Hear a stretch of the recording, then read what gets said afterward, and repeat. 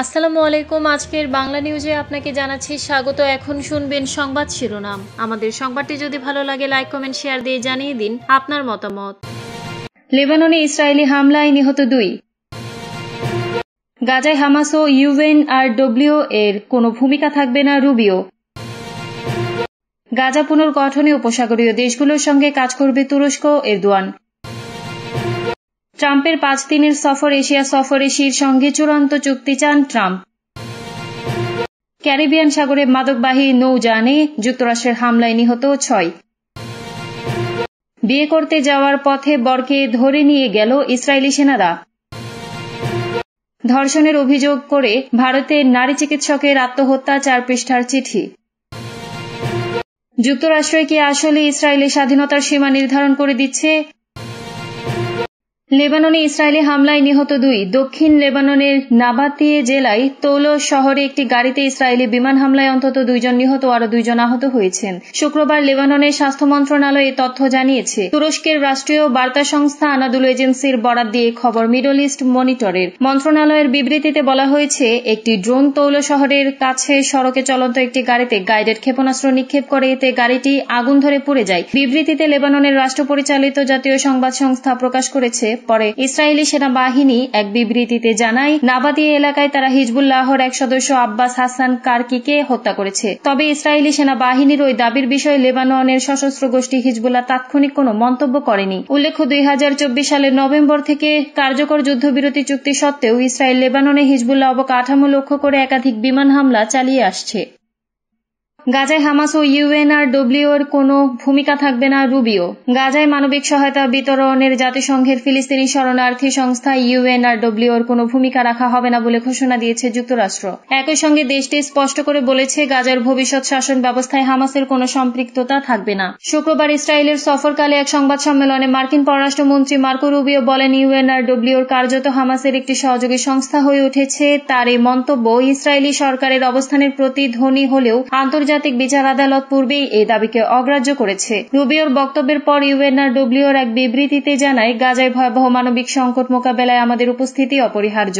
সংস্থাটি সামাজিক যোগাযোগ মাধ্যমে এক্স পোস্টে আরো জানায়, আইসিজে স্বীকৃতি দিয়েছে যে গাজাবাসীর সহায়তায় ইউএনআরডব্লিউ এর বিকল্প কোনো সংস্থা নেই। জাতিসংঘ মহাসচিবের উপমুখপাত্র ফারহান হক বলেন, ইউএনআরডব্লিউ এর সঙ্গে হামাসের কোনো সম্পর্ক নেই। গাজায় আমাদের মানবিক কার্যক্রমের মেরুদণ্ডই হল ইউএনআরডব্লিউ। হামাসের সঙ্গে কিছু কর্মীর সংশ্লিষ্টতার অভিযোগ তুলে ইসরায়েলের ইউএনআরডব্লিউ এর কার্যক্রম নিষিদ্ধ করে।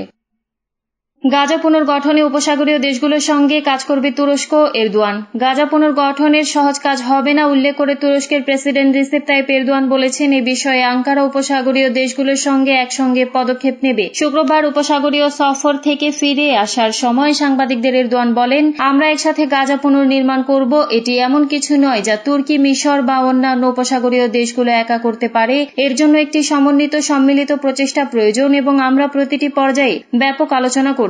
গাজার পরিস্থিতিকে মুসলিম বিশ্বের জন্য একটি পরীক্ষা বলে অভিহিত করেন তুর্কি প্রেসিডেন্ট। তিনি আশা প্রকাশ করে বলেন, সম্মানজনকভাবে এটি পাশ হবে এবং গাজায় আমাদের ভাইদের সঙ্গে দৃঢ়ভাবে আমরা দাঁড়াবো। ইসরায়েলের দ্বারা সৃষ্ট গাজার অবকাঠামোগত ধ্বংসের কথা উল্লেখ করে এরদোয়ানের ক্ষতি মেরামতের জন্য ব্যাপক খনন এবং পুনর্গঠন কাজের গুরুত্বের উপর জোর দেন। তিনি বলেন, বহুমুখী গাজা টাস্ক ফোর্সের উপর আলোচনা চলছে। গাজাকে প্রয়োজনীয় সকল সহায়তা প্রদানের জন্য তুরস্কের প্রস্তুতি রয়েছে। প্রতিশ্রুতি রক্ষার জন্য ইসরায়েলের উপর নিষেধাজ্ঞা এবং অস্ত্র নিষেধাজ্ঞার মাধ্যমে চাপ প্রয়োগ করতে হবে। হামাস যুদ্ধবিরতি মেনে স্পষ্টভাবে তাদের প্রতিশ্রুতি প্রকাশ করেছে বলে জানান তিনি। বলেন, তবে ইসরায়েল তা লঙ্ঘন করেই চলেছে। ইসরায়েল যাতে সম্পূর্ণরূপে চুক্তি মেনে চলে তা নিশ্চিত। প্রতিশ্রুতি রক্ষার জন্য ইসরায়েলের উপর নিষেধাজ্ঞার মাধ্যমে চাপ প্রয়োগ করতে হবে। আরো বেশি প্রচেষ্টা চালাতে হবে। ইসরায়েলের উপর পর্যাপ্ত কূটনৈতিক চাপও অপরিহার্য।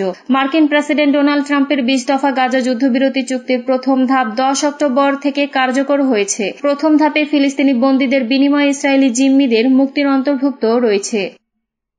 এশিয়া সফরে শির সঙ্গে চূড়ান্ত চুক্তি চান ট্রাম্প। চীনের প্রেসিডেন্ট শি জিনপিংয়ের সঙ্গে বহুল প্রতীক্ষিত বৈঠকের সম্ভাবনা নিয়ে এশিয়া সফর শুরু করেছেন মার্কিন প্রেসিডেন্ট ডোনাল্ড ট্রাম্প। আগামী বৃহস্পতিবার দক্ষিণ এশিয়ার সিউলে 2 নেতার বৈঠক হওয়ার কথা রয়েছে, তবে এই বৈঠক ঘিরে এখনো অনিশ্চয়তা রয়ে গেছে। ট্রাম্পের এই সফরকে তার চুক্তি করার দক্ষতার একটা পরীক্ষা হিসেবে দেখা হচ্ছে, কারণ তার কঠোর বাণিজ্য নীতির আঘাতে ক্ষতিগ্রস্ত হয়েছে এশিয়ার কয়েকটি দেশ। তবে সবচেয়ে বেশি উত্তেজনা ছড়িয়েছে চীনের সঙ্গে। তাই ট্রাম্প শির বৈঠকের আগে নানা অনিশ্চয়তা দেখা যাচ্ছে। ট্রাম্প আশা প্রকাশ করেছেন কয়েকদিনের মধ্যে তিনি বাণিজ্য, ব্যবসা ও যুদ্ধবিরতির একাধিক চুক্তি সম্পন্ন করবেন। ট্রাম্প এমন এক সময় এশিয়া সফর শুরু করেছেন যখন তার দ্বিতীয় মেয়াদের অন্যতম বড় পররাষ্ট্রনীতির সাফল্য ইসরায়েল গাজা সংঘাতে মধ্যস্থতা করে অর্জিত যুদ্ধবিরতি কার্যকর করা। অবশ্য নাজুক এই যুদ্ধবিরতি টিকিয়ে রাখার চেষ্টা করছেন তিনি। একই সঙ্গে ইউক্রেন রাশিয়ার যুদ্ধ চলছে, আর চীনের সঙ্গে যুক্তরাষ্ট্রের বাণিজ্য যুদ্ধ প্রশমিত হওয়ার কোনো লক্ষণ দেখা যাচ্ছে না। ওয়াশিংটন ও বেইজিং একে অপরের রপ্তানি পণ্যের উপর শুল্ক বাড়িয়েছে এবং গুরুত্বপূর্ণ খনিজ প্রযুক্তির সরবরাহ সম্পূর্ণভাবে বন্ধ করার হুমকি দিয়েছে, যা বৈশ্বিক বাজারে উদ্বেগ সৃষ্টি করছে।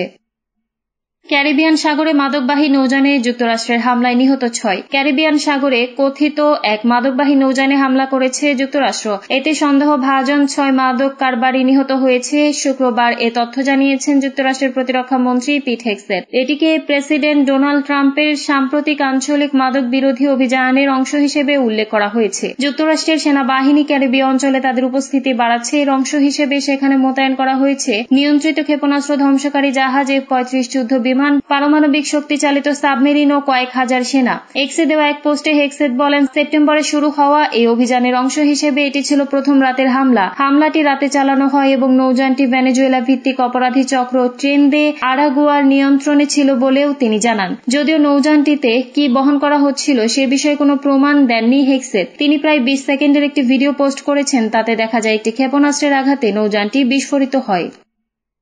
বিয়ে করতে যাওয়ার পথে বরকে ধরে নিয়ে গেল ইসরায়েলি সেনারা। ফিলিস্তিনের অধিকৃত পশ্চিম তীরের রামাল্লার রান্টিসে এবার বিয়ে করতে কনের বাড়িতে যাওয়ার পথে বাবা সহ এক বরকে ধরে নিয়ে গেছে দখলদার ইসরায়েলি সেনারা। শুক্রবার আউন সাফি নামের পাত্র ও তার বাবা মাজেন সাফি একটি গাড়িতে করে রামাল্লার রেন্টিস শহরে যাচ্ছিলেন। রেন্টিস শহরের প্রবেশদ্বারে আসলে ইসরায়েলি সেনারা গাড়িটি আটকায় এবং তাদের প্রথমে আটক ও পরে গ্রেপ্তার করে নিয়ে যায়। এই সময় দখলদার সেনারা গাড়ির চাবিও নিয়ে যায়। ঘটনাটি ঘটে যখন পরিবারটি বিয়ের অনুষ্ঠান সম্পন্ন করতে যাচ্ছে। বার্তা সংস্থা ওয়াফার বরাত দিয়ে এক প্রতিবেদনে খবর জানিয়েছে আল জাজিরা। এই ধরনের ঘটনা পশ্চিম তীরে ফিলিস্তিনিদের জীবনের ইসরায়েলি বাহিনীর পর হস্তক্ষেপের আরও একটি উদাহরণ। গ্রেপ্তার বর ও তার বাবাকে কোথায় নিয়ে যাওয়া হয়েছে বা কেন আটক করা হয়েছে সে বিষয়ে কিছুই জানায়নি ইসরায়েলি বাহিনী। ধর্ষণের অভিযোগ করে ভারতের নারী চিকিৎসকের আত্মহত্যা, 4 পৃষ্ঠার চিঠি। ভারতের মহারাষ্ট্র রাজ্যের সাতারায় এক নারী চিকিৎসক আত্মহত্যা করেছেন। তবে তিনি এক পুলিশ কর্মকর্তার বিরুদ্ধে 4 বার ধর্ষণের অভিযোগ তুলেছেন। আত্মহত্যার আগে তিনি রেখে গেছেন 4 পৃষ্ঠার একটি চিঠি। সেই চিঠিতে উল্লেখ করেছেন তাকে পুলিশ মামলার অভিযুক্তদের ভুয়া ফিটনেস সার্টিফিকেট দিতে বাধ্য করেছিল। তাতে অস্বীকৃতি জানালে তাকে হয়রান ও নিপীড়ন করা হতো। চিঠিতে তিনি দাবি করেছেন এই চাপ শুধু পুলিশ কর্মকর্তাদের থেকে আসেনি, বরং একজন সংসদ সদস্য, এমপি এবং তার 2 ব্যক্তিগত সহকারী থেকেও এসেছে। 26 বছর বয়সী এই চিকিৎসক সাতারার ফলতন উপজেলা হাসপাতালে মেডিকেল অফিসার হিসেবে কর্মরত ছিলেন। আত্মহত্যার আগে তিনি নিজের হাতে লিখেছেন পুলিশের উপপরিদর্শক গোপাল বাদনে তাকে 4 বার ধর্ষণ করেছেন এবং 5 মাসেরও বেশি সময় ধরে মানসিক ও শারীরিক নির্যাতন করেছেন। তিনি ওই হাসপাতালে 23 মাস কর্মরত ছিলেন এবং তার বন্ড পিরিয়ড শেষ হতে আর 1 মাস বাকি ছিল। এরপর তিনি স্নাতকোত্তর পড়াশোনা শুরু করতে চেয়েছিলেন। স্থানীয় সংবাদ মাধ্যম এনডিটিভি যে সুইসাইড নোটের কপি পেয়েছে তাতে চিকিৎসক লিখেছেন পুলিশ কর্মকর্তারা তাকে জোর করে অভিযুক্তদের ফিটনেস সার্টিফিকেট দিতে বলতেন, অথচ অনেক সময় অভিযুক্তদের হাসপাতালে আনা হতো না। তিনি অস্বীকৃতি জানালে বাদনে এবং অন্য কর্মকর্তারা তাকে হয়রানি করতেন। এক পর্যায়ে তিনি এক অভিযুক্তকে সার্টিফিকেট দিতে অস্বীকার করেন। এনডিটিভিকে বলেন তিনি 2-3 বার লিখিত অভিযোগ করেছিলেন, এমনকি এসপি ও ডিএসপি কে চিঠি দিয়েও জানিয়েছিলাম, কিন্তু কোনো ব্যবস্থা নেওয়া হয়নি।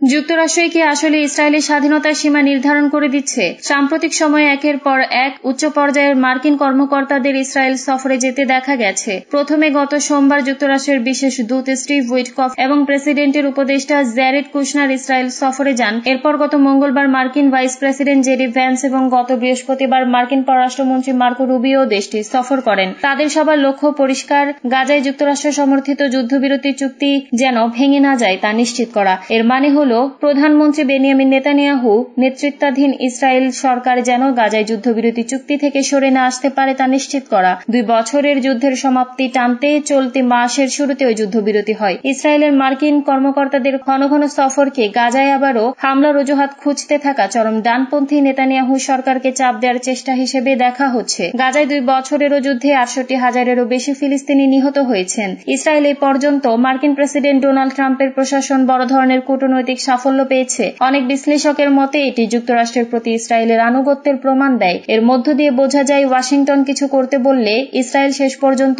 তা মেনে নেয়। সাবেক ইসরায়েলি দূত এবং নিউ ইয়র্কে যুক্ত কনসাল জেনারেশন অ্যালন পিনকাস বলেন, অবশ্যই ইসরায়েল যুক্তরাষ্ট্রের প্রভাব বলয়ে থাকা একটি রাষ্ট্র।